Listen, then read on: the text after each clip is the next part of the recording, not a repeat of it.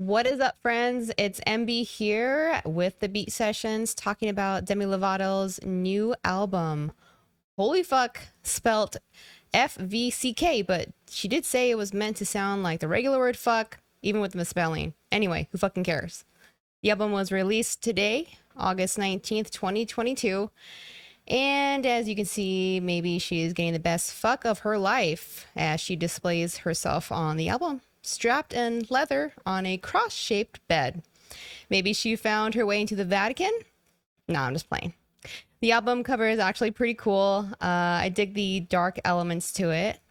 And this is her 8th studio album, which is followed up by Dancing with the Devil, The Art of Starting Over, released last year in 2021.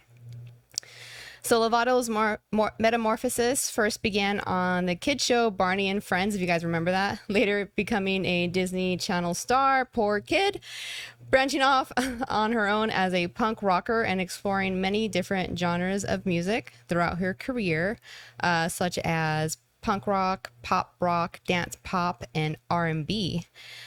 Recently, she stated that she is going back to her roots, and no, she doesn't mean using she, her pronouns again, but she means she doesn't want to be a hyper feminine pop star anymore.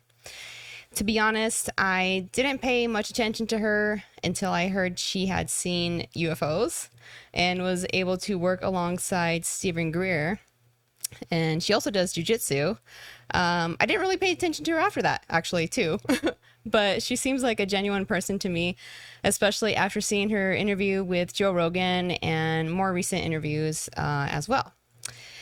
So, Holy Fuck touches on relationships, religion, her past, drugs, sex, and masturbation. It took me a while to gather my thoughts on this one. Her style is very different from her previous works, and I think that was a good thing. But vocals, vocals, vocals. Tons of high notes, so high that Demi didn't even think she could create, but she did. So, hell yeah. Holy Fuck is 48 minutes long, and it has 16 songs. 3 of the songs from Holy Fuck, Skin of My Teeth, Substance, and 29 were pre-released, but I'm going to go in order of the album. So starting with Freak. This actually catches my attention pretty drastically.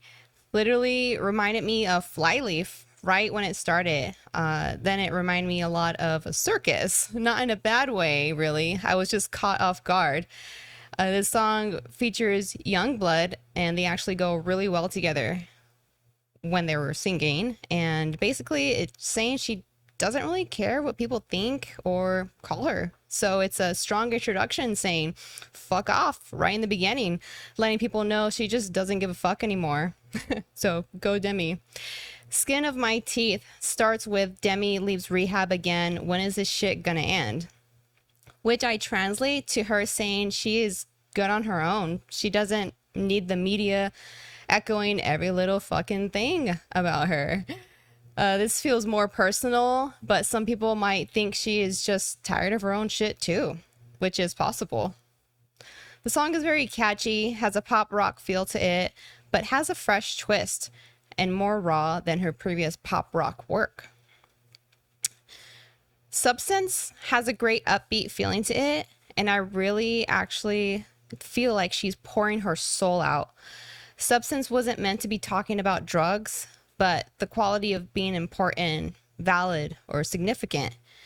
Finding something real, which was great to display. The song reminds me of Warped Tour days, honestly. Lots of nostalgia with all of her pre-release songs. I completely did not see that coming. Moving on to Eat Me. Demi went really hard on this track, like hard rock metal features to it. I was actually pretty surprised and was like, yes, I was waiting for this sound. It features Royal and the Serpent, and honestly, this might be the best song on the album in my opinion. It goes way harder than any of the other songs on the album. And I'm happy to see her taking a chance in this genre. And honestly, I feel like if she made all her songs at this similar volume, I would have been all for it. If she makes another album after this, I hope she does more of what is in this song. The high notes they both hit in this song are super dope. Hands down, best fucking song in the album. Next is Holy Fuck. Well, she starts off the song showing how much she can sing in one breath, and that's for fucking sure. It has good guitar riffs in it, and her voice is in a lower tone for most of the song, and it's a really good rock song. People were thinking that 29 was referring to her old relationship with Wilmer, but she stated it was more about reclaiming her power, perhaps moving on. Reclaiming her power from what? I'm not sure. Maybe that power that comes with the wisdom of turning older. Her birthday is actually tomorrow. It's honestly a really good song, very dynamic vocals, and the lyrics were raw. And I feel it was a closure to that relationship and just her moving on from it, just accepting what she went through. Next is Happy Ending. It slows the album down a little bit, and I feel her vocals were a little similar to her previous style, which I was like, eh. It almost reminds me of Kelly Clarkson. So will Demi ever find her happy ending? Who knows? Heaven is Next. Remind me a little of Marilyn Manson. The song, The Beautiful People. I'm sure you guys all know that. It's a lot like that. And this song talks about masturbation, cutting your hand off. If you sin, the usual stuff you hear in church. It ends with a choir singing and her laughing, which was cool as well. City of Angels. This one has good vocals, of course. Just reminds me of the good old Warped Tour days. I think that's what she was going for, and she hit it. Bones, on the other hand, I didn't like it at first, but damn. It takes a turn that is going to surprise you. The tempo changes unexpectedly with some of those hardcore bits, high notes. It almost reminds me of The Darkness with the vocals in the background. Wasted, what I liked about this song was that the lyrics could be talking about anything, like a person, it could be a place, it could be a thing. It's relatable to everyone. This song wasn't as hard as her previous songs, which is okay, as I feel the lyrics had great meaning behind it. But after Wasted, I feel the only good song to me to listen to was Help Me, which featured Dead Sarah, because I was looking for more of a harder rock sound. But overall, I think this album is going to do well with the lyrics, the dynamic vocals, the change in sound, and making it more in your face sounds. I hope she keeps this style, as I do feel it is more authentic to herself. You could just tell how much effort and thought she put into this album, especially with the lyrics. So that completes the review of Holy Fuck.